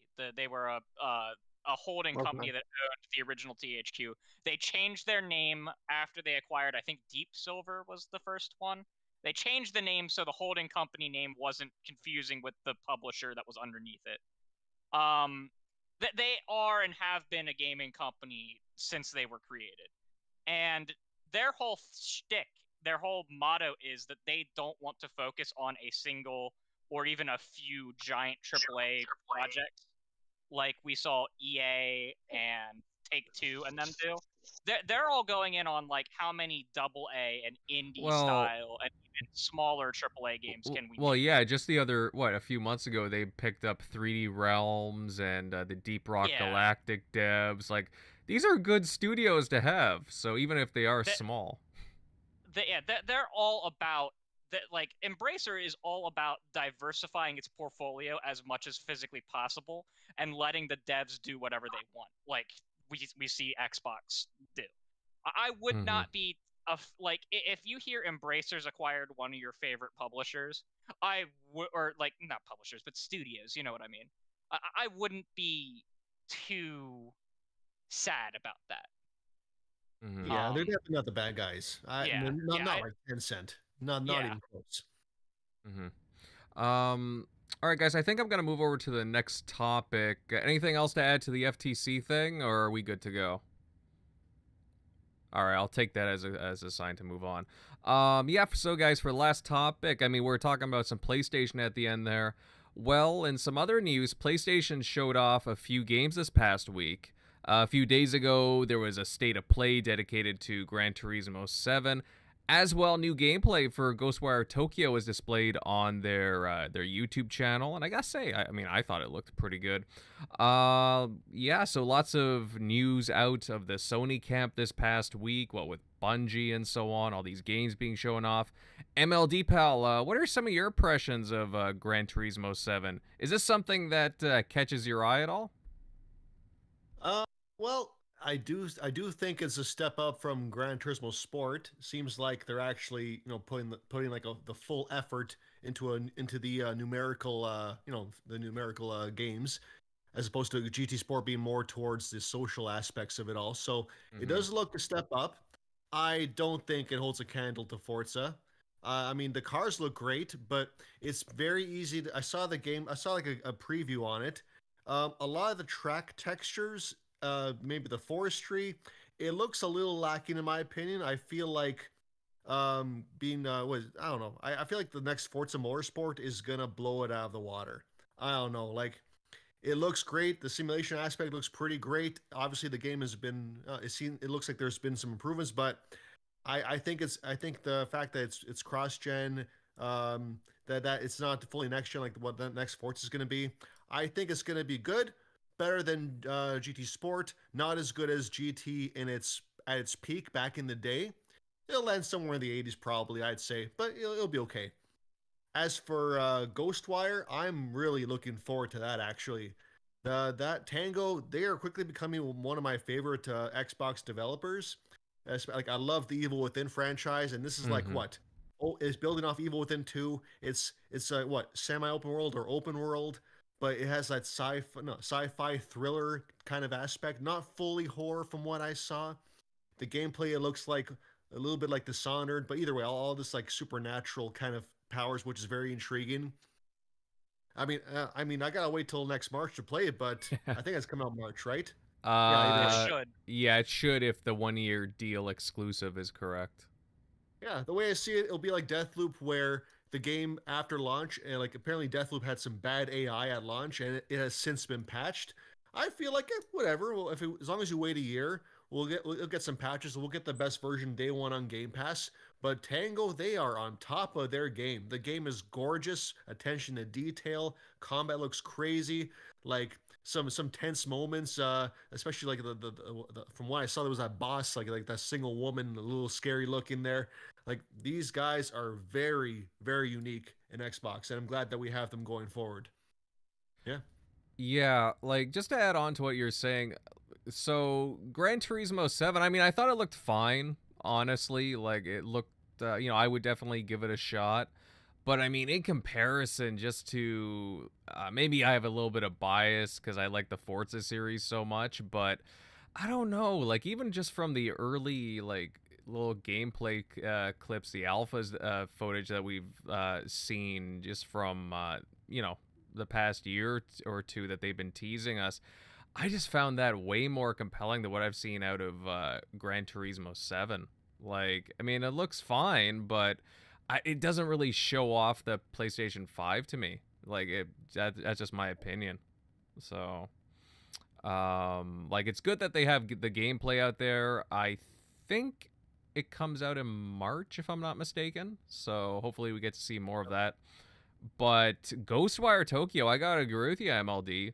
It releases in late March, and I'd be so tempted to pick it up. But like you said, since I'm just going to be getting it on Game Pass in a year's time, I don't know. I just like, I got so much to play as it is. I mean, I could just keep that one on the back burner and just wait till it comes out on Game Pass. But I think what got me, because nobody really knew what this game was about, or, I mean, there was like little tidbits about it, but I really liked Windows Central's, Jez. He put out an article and he's like, this is the Ghostbusters game that I never knew that I wanted. And I just thought that was a really good way to sum it up, just the concept, because it's like you're literally like there's like the soul of like a ghost hunter in you or something, and you're fighting like the population of Tokyo just kind of disappears and there's a mist around the city, and you're basically just going around and clearing out shrines and kicking demon and ghost ass. So, like, to me, that just sounds like a pretty cool concept. It's first person, and I don't know, like, design wise, graphically, I thought it looked pretty cool, honestly. Centurion Pal, I don't know if you got a chance to check out either Ghostwire Tokyo or like the footage from Gran Turismo 7. Do you have any thoughts? I'll at least be honest. I'm not interested in Gran Turismo or Gran Turismo, however you want to pronounce it. I prefer Forza. I'm a bigger fan of Forza Horizon and the arcade racer style that they have. Motorsport is about as far down as the simulation I want to go, and I'm not gonna do Gran Turismo. But when it comes to Ghostwire Tokyo, oh my god, that game looks amazing.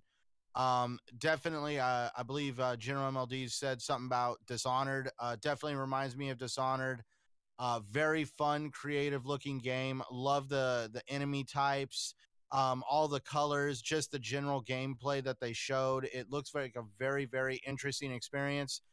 Um, I'm going to probably try to hold off on this game as long as I can, but you never know. Compulsion might get the best of me. And if I find that game on sale, I might just have to check it out early on the PS5 and end up double dipping on this thing. Mm-hmm. Yeah, double dipping, that's true, because I know I'm kind of tempted to get it, but I still have a few other. I got an Xbox backlog and I have a PlayStation backlog, so I just might have to wait with that and Deathloop. Well, I'm definitely not going to be day one because I'm going to be busy with like Horizon Forbidden West or the new Horizon game. That'll take up a majority of what I'm going to be playing on PlayStation. Mm-hmm. Yeah. Shockley buddy, I don't know if you saw the footage of like either Gran Turismo 7 or Ghostwire Tokyo. Any of them catch your eye? Yeah, I just watched the Ghostwire Tokyo in-depth like developer video. Looks pretty cool. Yeah, it sucks that they Sony got to that one first, but yeah, eventually, probably in a year, drop it in Game Pass. But yeah, it's just great to see like that they, kind of just got their way into having a Japanese developer with one of the best, legend Shinji Mikami, who founded the Tango Gameworks. Mm-hmm. But yeah, that one looks pretty dope. As far as like GT, it's always seemed like a very, because I bought them in the past, like on the PS2, like Mm-hmm. with GT3 A spec and in GT4, and they always just come off as like very like sterile. It's like, hey, we're this simulation game, even though we're not like a super sim game like iRacing and Assetto Corsa, but it's like we're just this like sterile game. We don't have damage. I think they have damage now. I know they didn't in the past. Forza kind of like broke that mold, which is nice when you have realistic, because you should have realistic punishment of like, hey, if you mess up and you can still finish, or you just have some of that slight scuff, damage, like something that's real. Right. But that's where Forza came in, because you can get it down pretty close to what you'd have in GT, as far as like if you want it to be like feel like close to a simcade, kind of like what you can get without going to the professional with like an iRacing game. You get pretty much that, and you can scale back, and it's just more user friendly. If anybody went from like GT4 to like Forza Motorsport 2, and just like the style that was in the game, the store that they had there where you can make your own designs. People were selling like cars that looked like the Transformers, because that movie had just came out, and they'd sell them like eBay style, like in the marketplace in the actual game. It just had so much like style to it, and I'm definitely hyped to see what Turn 10 can do when they actually take their time. Because if you think about it, they've been almost every 2 years since like Forza 1. Yeah. They've been turning these things out and matching and exceeding GT's quality. Like, it's been taking Polyphony Digital to take twice or 3 times as long sometimes and not even match their quality. And so they've taken this much time on this game, because GT Sport was like a shell of a game that took them like 4 years from GT6. And the next Forza Motorsport is supposed to be just next gen only, so they're going to be focusing only on next gen hardware, so they can spend more of their time on there, and they're taking longer to make the game.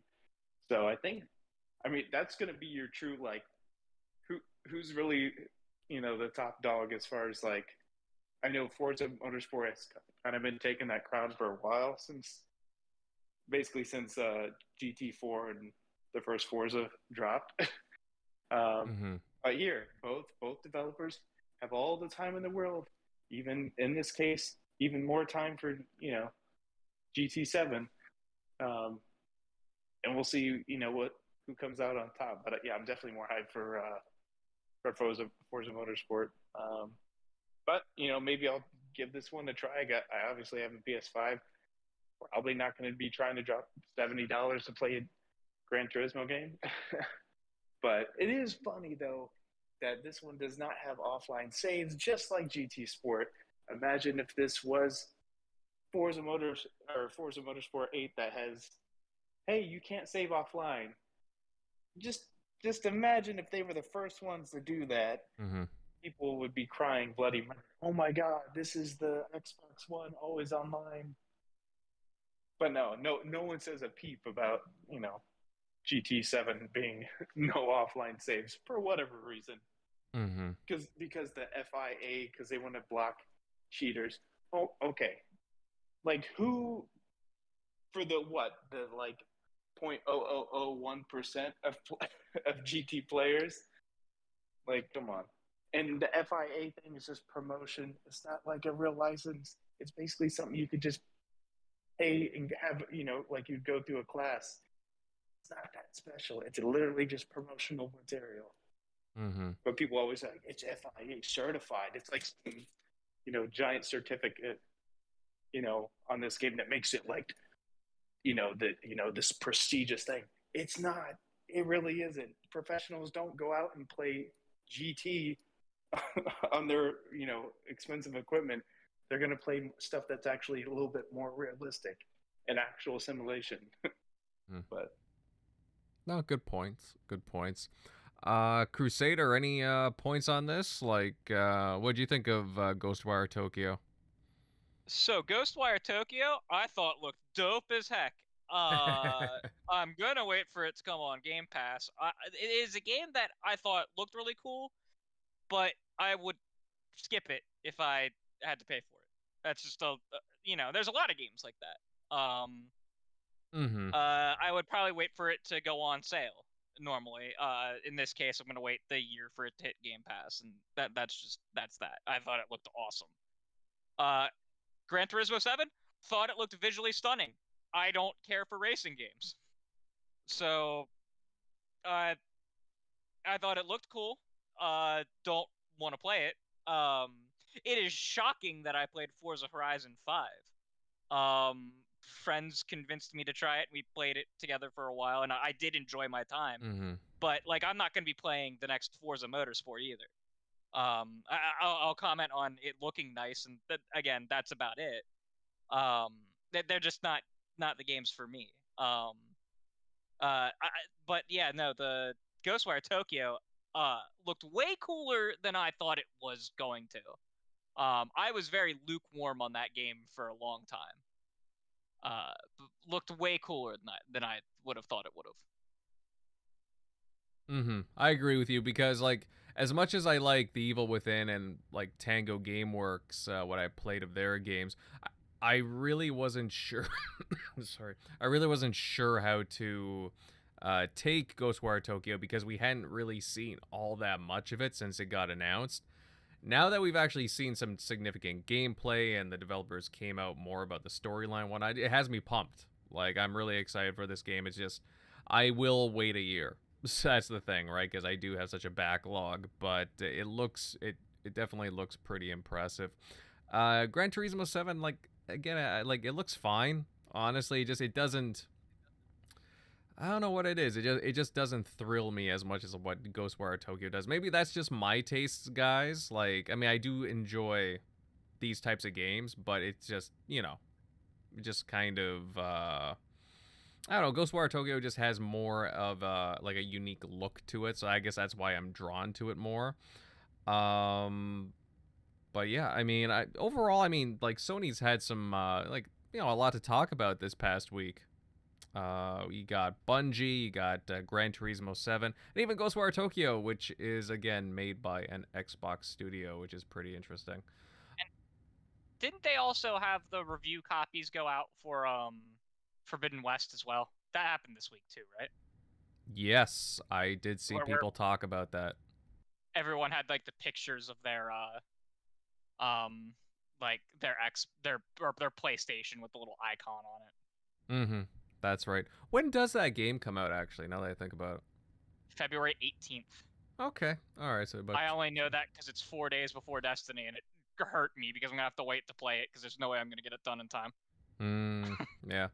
Actually, I still have to play the first Horizon for Forbidden Dawn, I guess it's called. Zero Dawn. Oh, Zero Dawn, my mistake.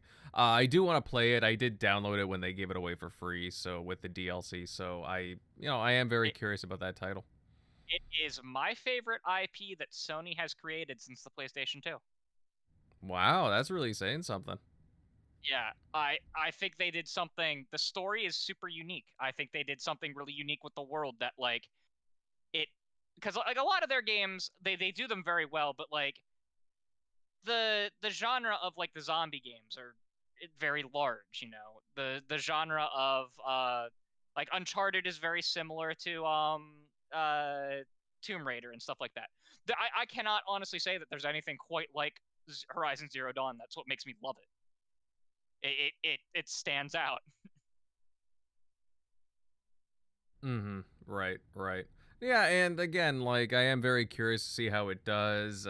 Graphically, it looks really nice. It does have an interesting story, and again, just like the world just looks really cool to explore, and I'm just very curious about overall, as I'm sure many other people are. Does anybody else have anything to add to this before we sign off? Yes, no? All right. Okay, guys, I think on that note, we'll start signing out here. And, good stuff tonight, guys. I realized there were some technical difficulties there for a little while, but thanks for staying with us. I'll make sure to edit that.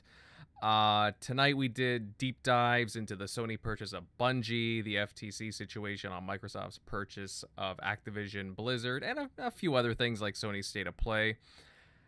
As always, a shout out to everyone that stopped by to listen in and participate in the chat. And if you enjoyed tonight's offerings, then consider showing your support to the channel by leaving a like, subbing to the channel, and sharing this episode out across social media. Now we will go over to the show outros, starting with our guest member for the night, Crusader. Bud, good night tonight. You had a lot of good things to say on a wide variety of things that we discussed. Where can everybody tuning in follow you at? They can follow me at Crusader3456 on Twitter and u/Crusader3456 on Reddit, where I am now recently made a mod on r/gaming leaks and rumors. All right.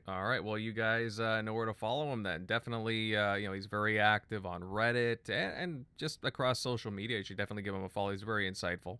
Moving on to the TXR regulars, TimDog and MLD had to sign off early, but their information is just listed in the just down below. You'll find their information in the description.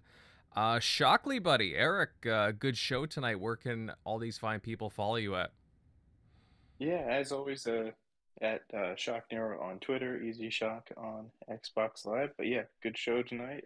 Thanks for Crusader stopping by, going over these topics, and hopefully some even more craziness I'm sure we'll hear in the next few months, as Keely and Jeff Grubb have alluded to. So yeah, good show. Yeah, no doubt there, Eric. Next up, Centurion Pal. Hey, always love your takes on things. You definitely got a unique look at, or a unique view and take on, different things throughout the game industry. I always appreciate it. Where can everybody follow you at?